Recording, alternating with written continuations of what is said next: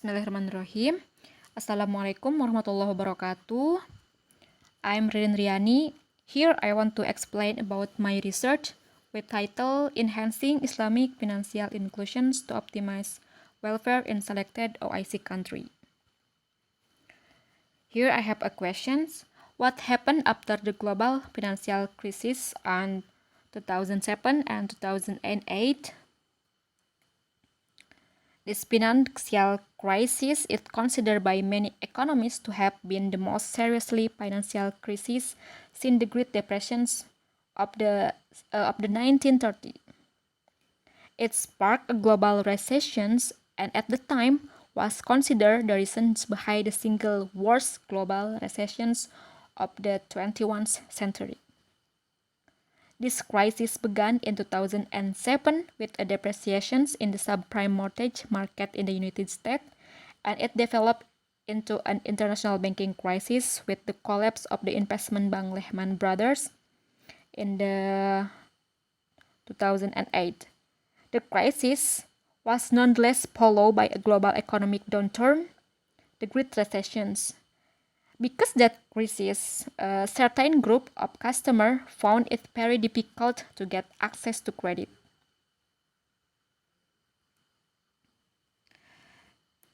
Because of that, the topic of financial inclusion has become one of the main issues related to the global policy in achieving sustainable development.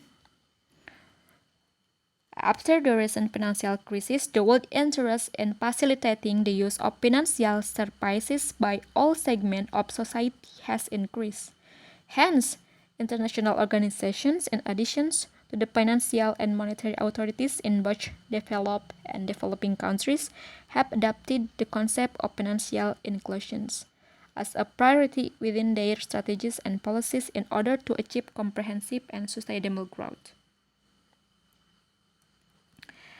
And many researchers are trying to prove that by increasing financial inclusions, problems such as poverty and inequality can be overcome, so that society at large can improve their living standard and increase economic growth in general. Now, here are some of the benefits of financial inclusions, such as the increase in the activities of small enterprises, the faster and healthier growth of the country's economy, the control of inflation, and many more.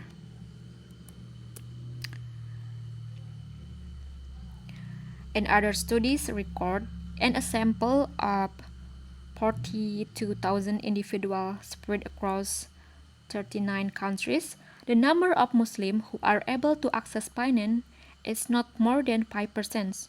The low level of financial inclusion in Muslims is caused by several factors such as religiosity, lack of access, lack of understanding of financial literacy, and discrimination factor. Is it quite surprising that in fact a country with Muslim majority still lag behind? This is one of the reasons why I'm interested to discuss and review about this research, whereas Islam has provided rule in all aspects of Muslim life. Allah said in the Quran, state in Quran Surat Al-Hasyr, verse 7, which read, Kaila yakuna dulatan bainal agniya'i minkum, wa ma atakum rasulu fakhuduhu, wa manahakum anhu fangtahu, wattaqullah innallaha syadidul iqab. So that the treasure does not circulate among rich people, only among you. What the apostle give you, then accept it. Leave what he forbids and fear Allah, sure Allah is severely punished. This verse explains how Islam has taught the issue of the distributions of equality, where assets should be widely distributed to all parties. So, we next to the literature review sessions. Now, what is financial inclusion?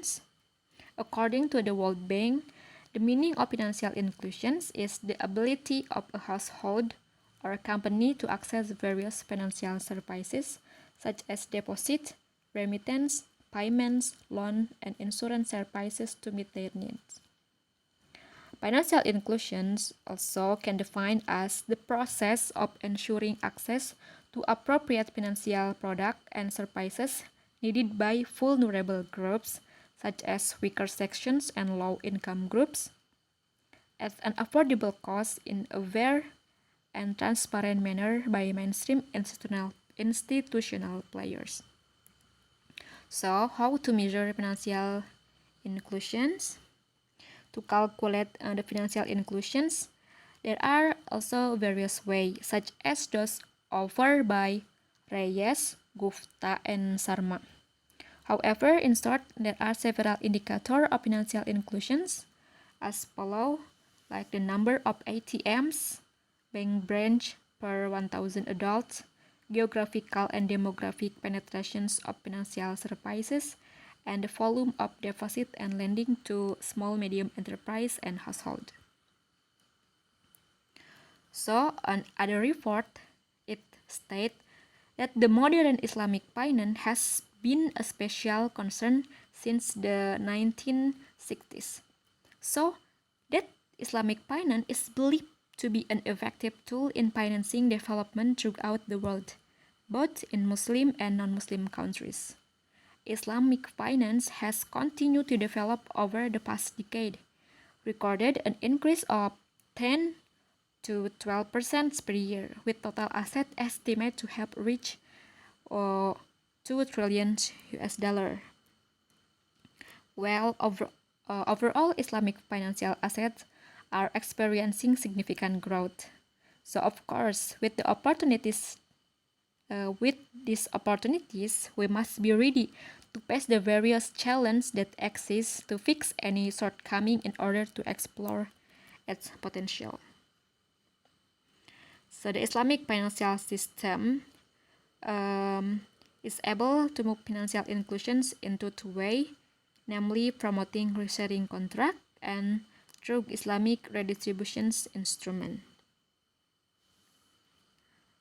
Various studies, both from government agencies or individuals, have offered concepts on how to develop this potential through this way, including by improving the banking system, how to make Islamic financial literacy can acceptable to the public, and beside that, if it develop seriously, Islamic redistributive instrument will certainly be a profitable opportunity, I think, because zakat, wakaf, sedekah have a big potential. And why OIC countries? Why I choose OIC countries? I choose OIC countries as the object of my discussions because, as we know, this country with a Muslim majority has been endowed or awarded with abundant research, such as human research and natural research. However, even so, what we need to underline is that the OIC countries consist of various levels of state, namely countries with low income, medium income, and high income.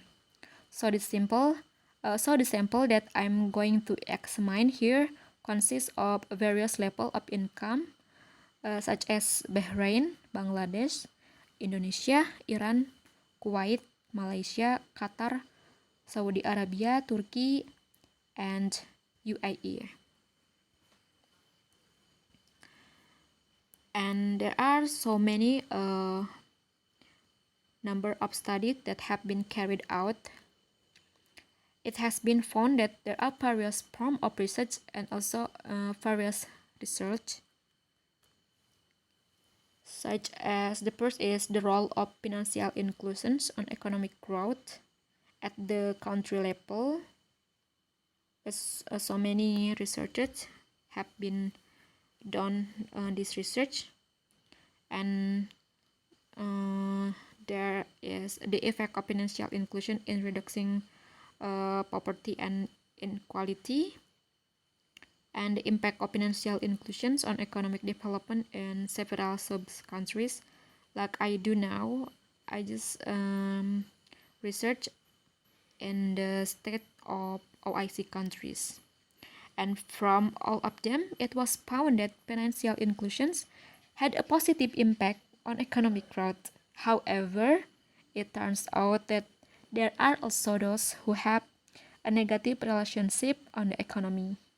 This certainly can happen for several reasons, such as mistake in taking policy or because of other things.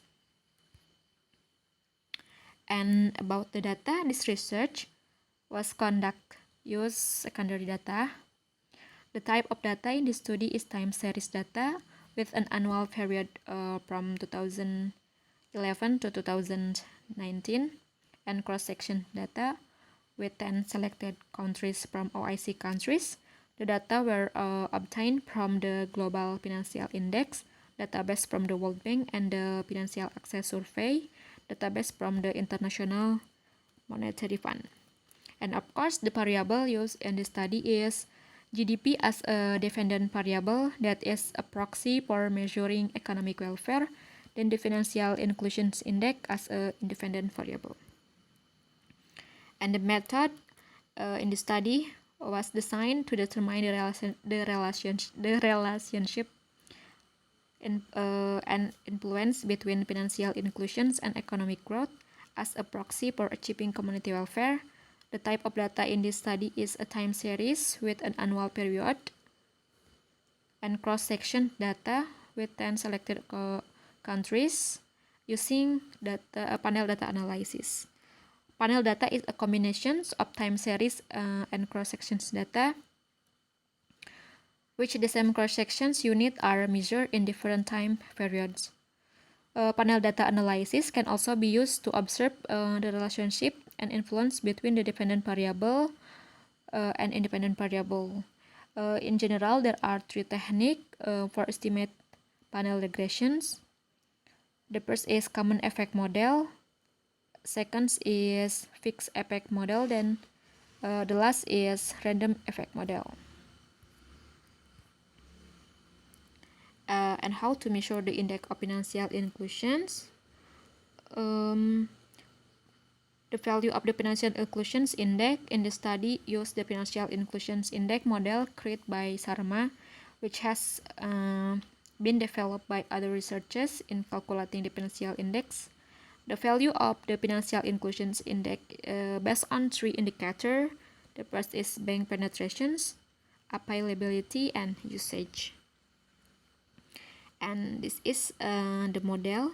After finding the most appropriate method to use, either CHAM, FAM, or RAM, the last stage is the model can be calculated and interpreted. Maybe that's all from me. Thank you for your attention. Billahi taufiq wal hidayah. Wassalamualaikum warahmatullahi wabarakatuh.